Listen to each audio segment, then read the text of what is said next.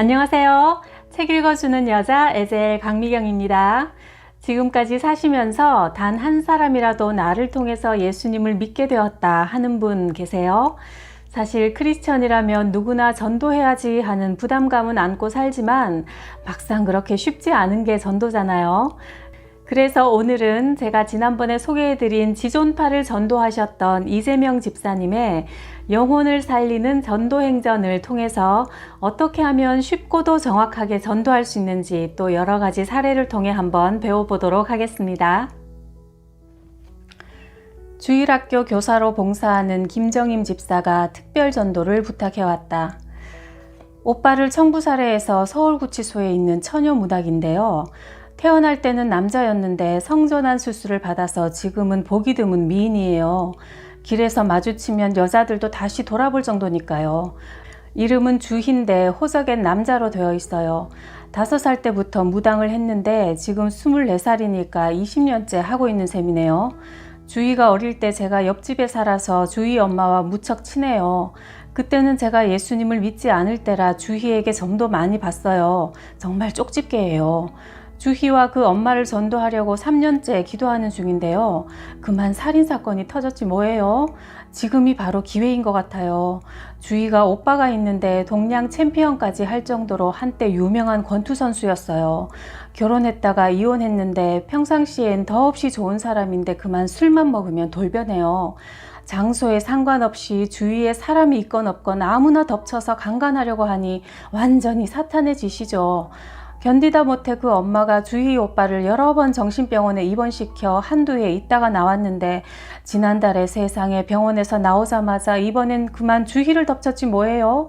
주희가 참다 못해 자기를 보호하는 조직폭력배 두목한테 부탁해서 똘마니를 시켜 오빠를 칼로 찌겨 죽였어요. 그 집에 전보러 온 사람들이 경찰에 신고해서 형사대가 왔는데 변사자의 시체를 살펴보는데 운동을 많이 한 사람이라 그런지 아직 숨이 붙어 있더래요. 주희를 가리키면서 전현이 나를 죽이려고 했다는 말을 남기고 숨을 거두었대요. 그래서 주희가 현장에서 체포됐어요. 어떡해요, 불쌍해서. 살인범은 면회가 제한되어 있고 면회가 된다고 해도 5분 정도라 나는 김 집사님에게 권유했다. 집사님, 우리 일주일 정도 합심기도 합시다. 검찰이나 법원 고위직에 아는 분을 찾아서 특별 면회를 할 수 있도록 추진해 봅시다. 다행히 아는 분을 통해 오후 3시부터 1시간 동안 주희를 특별 면회할 수 있게 되었다. 이인수 집사님과 나는 함께 2시 30분경 서울구치소로 출발했다. 왕복 8차선 도로를 2차선에서 90km로 달리고 있는데 갑자기 펑 소리와 함께 차가 오른쪽으로 기울어졌다. 오른쪽 뒷타이어가 파열된 것이다. 양옆으로 차들이 고속으로 질주하고 있어서 우리 차가 멈추면 뒷차와 꼼짝없이 충돌할 판이다. 뒷차와 우리 차 트렁크가 부딪히면 살 수 있을 것 같았다. 차를 세웠다. 그런데 충돌하지 않았다. 조마조마해 하며 눈을 뜨니 뒤에 오던 그랜저가 앞에 서 있다. 운전자가 차에서 내렸다. 죽으려고 환장했어? 죽으려면 혼자 죽지 왜 나까지 죽이려고 그래? 40대 초반의 남자가 고래고래 고함을 쳤다.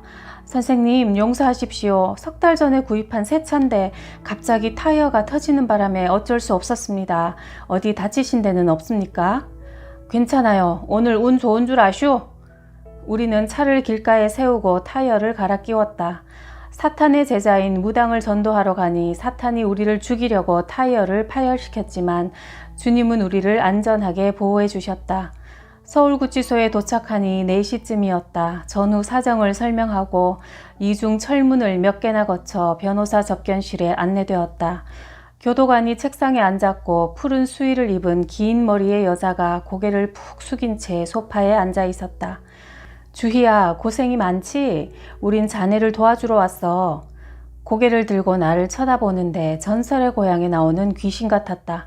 얼굴은 하얗다 못해 푸른빛이 감돌았고 반지르르한 긴 머리는 어깨를 덮었는데 눈은 저주의 도끼를 내뿜고 있었다. 섬뜩했다. 나는 마음을 가다듬고 다시 물었다. 주희야, 내 딸이 자네랑 같은 나이야. 우리는 하나님을 믿는 사람들인데 자네는 누굴 믿어? 저는 내 신을 믿어요. 내뱉듯이 앙칼지게 대답했다. 그 상태로는 복음을 전하기가 어렵겠다는 생각이 들어 마음속으로 대적기도부터 했다. 예수 그리스도 이름으로 명하노니 이 무당 주희에게 들어와 있는 더러운 귀신아 물러가라. 3번 연속으로 선포했다. 그때였다. 주희가 눈을 흘기면서 두 손으로 배를 움켜잡고 몸을 비틀며 늑대 울음소리 같은 괴성을 지르더니 온 힘을 다해 숨을 몰아쉬었다. 쇳소리가 났다. 2번 그러더니 눈을 감고 가만히 있는데 숨이 멎은 것 같았다. 주희의 무릎을 툭툭 치며 정신 차려! 하고 소리쳤다. 순간 주희가 푸 하고 긴 숨을 내쉬며 눈을 떴다. 귀신이 나가고 정신이 돌아온 것이 분명했다. 주희의 얼굴에 발그레한 혈색이 감돌았다. 나는 집중적으로 복음을 설명하기 시작했다. 너도 지금 큰 죄를 지은 죄인으로 이 자리에 있지만 인간은 모두 죄인이란다. 로마서 3장 23절에 모든 사람이 죄를 범하였음에 하나님의 영광에 이르지 못하더니라고 말씀하셨어. 죄는 5가지로 구분할 수 있어. 살인, 강도, 폭행 등 행동으로 범하는 죄. 둘째는 욕설, 거짓말, 이간질 등 말로 짓는 죄. 셋째는 착한 일인 줄 알면서도 행하지 않은 죄. 넷째, 마음으로 범하는 죄. 마음으로 음욕을 품으면 간음죄에 해당하고 사람을 미워하면 살인죄에 해당되지. 5째가 가장 큰 죄인데 하나님을 인정하지 않는 죄란다. 그런데 죄인은 자신을 구원할 수가 없어. 죄를 지은 우리를 구해주실 수 있는 분은 죄가 없으신 하나님 한 분뿐이야. 하나님은 우주 만물을 만드신 창조주야. 성경 창세기 1장 1절에 태초에 하나님이 천지를 창조하시니라고 말씀하셨어. 5일 동안 말씀으로 우주 만물을 창조하시고 6일째 되는 날은 하나님께서 자기 형상대로 사람을 만드시고 축복하셨단다. 자손을 낳아 번성하고 지구를 다스리는 일을 하면서 하나님과 교제하며 살다가 사람이 죽으면 돌아갔다고 우리가 말하는데 육체는 흙으로 영혼은 고향인 하늘나라로 돌아간다는 뜻이야. 하나님은 자비로우시지만 또한 공의로우신 분이기 때문에 우리 죄를 반드시 벌하셔야만 해. 그래서 우리를 사랑하시는 하나님은 우리의 죄 문제를 예수 그리스도의 십자가를 통해서 해결해 주셨어. 예수님은 참 하나님이신 동시에 참 인간으로 이 땅에 오신 분이야. 예수님은 우리의 죄값을 대신 치르시고 우리에게 선물로 구원, 즉 천국, 영생을 주시기 위해 십자가에서 돌아가시고 다시 살아나셨단다. 내가 지금까지 설명한 이야기가 이해가 되니? 주희가 고개를 끄덕이며 네 하고 대답했다. 이 세상에 사람이 태어나는 순서는 있는데 죽는 순서는 없잖아. 성경 히브리서 9장 27절은 한 번 죽는 것은 사람에게 정하신 것이요 그 후에는 심판이 있으리니 라고 말씀하셨어. 주희야, 만약 네가 오늘 이 세상을 떠난다면 천국에 들어갈 확신이 있니? 아니요. 그럼 만일 오늘 밤에 자다가 눈을 떠보니 천국 문 앞에 도착해 있는데 하나님께서 내가 너를 나의 천국에 들어오게 할 이유가 무엇이냐 하고 물으신다면 어떻게 대답할래? 잘 모르겠어요. 로마서 6장 23절에 보면 하나님의 은사, 즉 선물은 그리스도 예수 우리 주 안에 있는 영생이니라 하고 말씀하셨어. 죄를 용서받고 천국 가는 그 큰 선물은 예수님을 통해서만 얻을 수 있다는 말이란다. 그럼 너도 이 귀한 영생의 선물을 받고 행복한 삶을 살고 싶니? 네, 주희가 분명하게 대답했다. 그럼 이 영생의 선물을 받으려면 몇 가지 자세를 갖추어야 하는데 아주 쉬워. 첫째, 예수 그리스도를 너의 구원자, 주인으로 인정하고 모셔드리는 거야. 지금까지 너 자신을 믿고 살아오느라 실패와 후회, 좌절로 가득한 인생의 힘든 운전대를 예수님에게 넘겨드리고 너는 옆에 조수자리에 옮겨 앉아서 맛있는 것도 먹고 구경도 하면서 기쁘고 즐겁게 사는 거란다. 그리고 지금까지 지은 죄를 회개해야 해. 가장 중요한 회개는 하나님을 등지고 살던 삶에서 180도 돌아서서 지금부터는 하나님을 바라보는 삶을 사는 거란다. 마치 자동차가 유턴을 하는 것과 같아. 마태복음 11장 28절에 수고하고 무거운 짐진 자들아 다 내게로 오라. 내가 너희를 쉬게 하리라 하고 예수님께서 약속하셨어. 그럼 이제 나와 함께 기도하자. 나는 주희의 손을 잡고 간절한 마음으로 기도했다. 하나님, 저는 죽어 마땅한 죄인입니다. 제가 지은 죄를 용서하여 주시옵소서. 저는 예수님이 필요합니다. 지금 이 시간 제 마음 문을 엽니다. 제 마음에 들어오셔서 삶의 주인이 되어 주십시오. 앞으로는 예수님만 믿고 따르겠습니다. 하나님께서는 우리의 죄를 한 번 용서하시면 동이 서에서 먼 것 같이 기억조차 아니하신다는 말씀을 믿습니다. 20년 동안 사탄에게 매어 살던 무당 주희가 하나님의 은혜로 주님의 딸이 되게 하심을 감사드립니다. 이제는 이 딸을 통해 영광 받으시기 바랍니다. 하나님 아버지, 이 아이가 오빠를 죽인 살인 교사범이기 때문에 이 세상의 법과 상식으로는 집으로 돌아갈 수가 없습니다. 그러나 하나님의 방법으로는 집으로 돌려보내실 수 있음을 믿습니다. 민족 고유의 명절인 추석을 집에서 보내게 하여 주님이 영광 받으시기 바라며 예수님의 이름으로 기도드립니다. 아멘. 주희도 아멘하고 이 집사님도 아멘, 접견을 지켜보던 교도관도 큰 소리로 아멘 했다. 감동의 순간이었다. 구치소 주차장으로 걸어 나오는데 이인수 집사님이 한마디 하셨다. 집사님 수고하셨습니다. 승리해서 기쁩니다.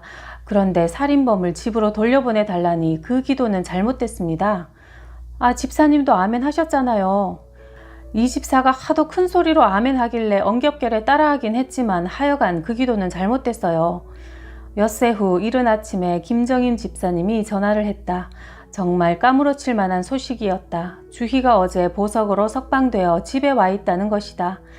복음 전하는 자들의 기도를 들어주시고 사탄에게 사로잡힌 작은 자를 구원하신 큰 은혜를 베푸신 하나님께 그저 감사할 뿐이었다. 오후 4시 반쯤 남산공원에 노방전도를 갔다.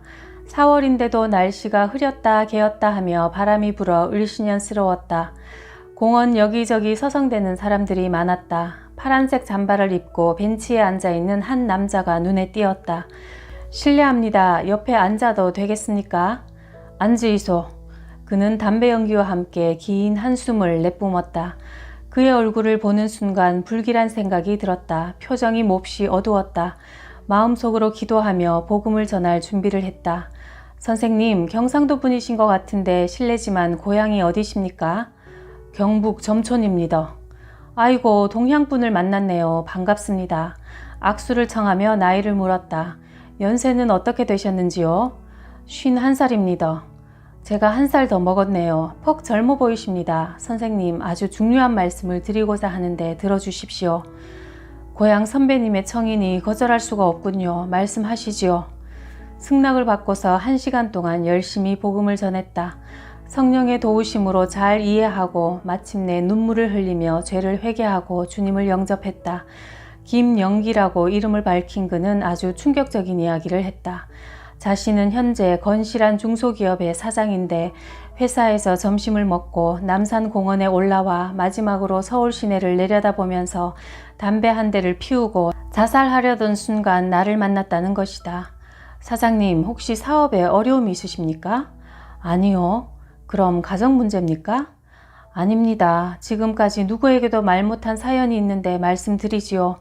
저는 월남전 때 참전 소대장이었습니다. 어느 날 상부의 전투 명령을 받고 소대원들을 인솔해 명령받은 지점으로 가고 있는데 제 생각에 딴 길로 가는 것이 더 유리할 것 같아서 명령을 어기고 가다가 그만 매복한 베트공들의 기습 공격을 받았습니다. 나중에 보니 도망친 저만 살았고 소대원들은 전멸했습니다. 소대장인 자기가 소대원들을 몽땅 죽였다며 닭똥 같은 눈물을 뚝뚝 흘렸다. 그 후 잠이 들면 밤마다 전우들의 원망 어린 얼굴이 나타나서 무섭고 두려워 더 이상 고통으로 잠을 잘 수가 없습니다. 죄책감 때문에 더 이상 하루도 못 견디겠더라고요. 사업을 열심히 해서 돈도 벌 만큼 벌었으니 제가 없어도 가족들이 사는데 어려움은 없을 깁니다. 그동안 이 죄를 아무에게도 말 못하고 숨겨왔는데 고통을 면하고 전우들에게 속죄하는 길은 내가 죽는 길밖에 없다고 결단하고 자살을 결심했습니다. 그런데 하나님이 선배님을 만나서 복음을 듣게 하시고 생명을 연장시켜 주시니 감사합니다. 선배님, 약속합니다. 앞으로는 예수 잘 믿고 좋은 일에 힘쓰며 살겠습니다. 가까운 교회에 출석하겠다는 약속을 받고 돌아와서 50여 명의 목회자와 전도 훈련자들 앞에서 성령께서 역사하신 노방전도 현장을 보고하니 듣는 사람 모두가 우레와 같은 박수로 하나님 아버지께 영광을 돌렸다. 목포 산정동 성결교회에서 전도 집회를 마치자 담임이신 김 목사님이 말씀하셨다. 제가 큰 기도 제목이 하나 있습니다. 우리 교회 김태훈 집사님의 부친이 유림 대표이십니다. 그 어른만 전도하면 많은 분들이 교회에 나올 것이 확실해서 제가 3년 동안 쫓아다니며 갖은 노력을 다했는데도 허사입니다. 집사님, 서울은 조금 늦게 가시더라도 그 어르신을 꼭 전도해 주십시오. 우리는 할아버지가 사시는 아파트로 갔다. 전날 저녁에 만난 김 집사님 부부가 반갑게 맞이하며 인사했다. 안방으로 안내되어 들어가 보니 할아버지가 한복을 단정하게 입으시고 다리를 꼬고 꼿꼿하게 앉아 계셨다. 나는 큰절을 올리며 인사드렸다. 이재명입니다. 뵙게 되어 큰 기쁨입니다. 노인께서 카랑카랑한 목소리로 말했다. 무슨 일로 오셨소? 전도하러 오셨으면 헛수고요. 나는 선대부터 조상을 받들며 잘 지내고 있소. 저 김 목사도 나를 전도하려고 3년을 하루같이 쫓아다녔소.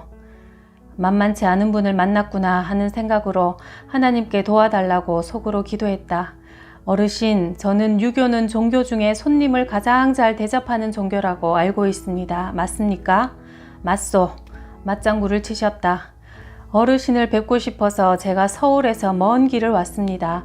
유교에 대해서 가르침을 받고 싶습니다. 제가 손님이니 대접하시는 의미에서 제가 드리는 말씀을 먼저 들어주신 다음 가르침을 허락해 주시면 감사하겠습니다. 그러지요. 말해보소. 어르신, 공자님께서 순천자는 존하고 역천자는 망한다고 하셨지요. 하늘에 우주 삼라만상을 주재하는 조물주가 존재하신다는 말씀이지요. 맞소. 한문 공부를 하셨소? 예, 6살 때 천자문을 떼고 명심보감을 읽었습니다. 그리고 나서 질문을 드렸다. 저는 오늘 이 세상을 떠난다 해도 아무 두려움 없이 오히려 기쁜 마음으로 천국에 들어갈 확신이 있습니다. 옆에 계신 목사님을 돌아보며 물었다. 김 목사님은요? 저도 천국에 들어갑니다. 노인의 아들에게도 물었다. 김 집사님은요? 저도 천국에 가지요. 며느리 되시는 분은요? 저도요. 모두 구원의 확신에 찬 대답을 했다. 그런데 어르신께서 오늘 이 세상을 떠나신다면 천국에 들어가리라고 생각하십니까? 아니요. 돌아가신 다음 천국 문 앞에 가셨는데 하나님께서 내가 너를 천국에 들여보내줄 이유가 무엇이냐고 물으시면 어떻게 대답하시겠습니까? 모르겠소. 이어서 복음을 설명했다. 인간은 죄인이며 창조주이신 하나님께서 예수 그리스도를 이 땅에 보내시어 십자가에서 죽게 하심으로 우리 죄를 대신 속해 주셨고 예수님을 내 주인과 구원자로 모셔드리면 구원과 천국, 영생을 선물로 받는다는 복음의 핵심을 말씀드린 후 이해가 되시는지요? 여쭈니 알아듣겠소 하셨다. 이 방 안에 5사람은 영생의 선물을 받았는데 어르신만 못 받으셨습니다. 지금 이 시간 만왕의 왕 되시는 예수님이 어르신께 영생의 선물을 주려고 하시는데 받으시겠습니까? 그렇게 좋은 거라면 받아야지요. 영생의 선물을 받으시려면 몇 가지 갖추어야 할 자세가 있습니다. 어르신, 하나님께 기도드릴 때는 무릎을 꿇어야 합니다. 손을 잡고 기도드리겠습니다. 하니 어르신이 꿇어앉으시며 기꺼이 손을 내미셨다. 영접 기도를 드리고 축복의 기도를 해드렸다. 그렇게 근엄하며 지혜가 출중하시고 말씀을 청산유수같이 하시던 유림 대표 74세 김동민 씨가 어린아이처럼 아멘 하시며 하나님의 자녀가 되셨다. 어르신, 이제부터 하나님의 말씀인 성경을 읽으셔야 믿음이 자라고 기도는 하나님과 대화를 하는 것이며 예배는 하나님께 문안 드리는 일입니다. 교회에 나와서 다른 사람들과 교제를 하셔야 합니다. 그리고 예수님은 유언으로 전도하라고 당부하셨습니다. 성경에도 천국에서 전도의 상이 가장 크다고 기록되어 있지요. 이제 어르신도 오늘 제게 들은 복음을 전하셔야 합니다. 이 선생님, 네, 잘 알겠소. 내 친구가 100명도 넘어요. 그 친구들 몽땅 우리 김 목사 교회로 데려오리다. 그러자 김 목사님이 벌떡 일어나서 할렐루야! 할렐루야를 외치시며 베란다 쪽으로 가시더니 계속 할렐루야 하시며 또 돌아서서 연거푸 할렐루야를 외치셨다.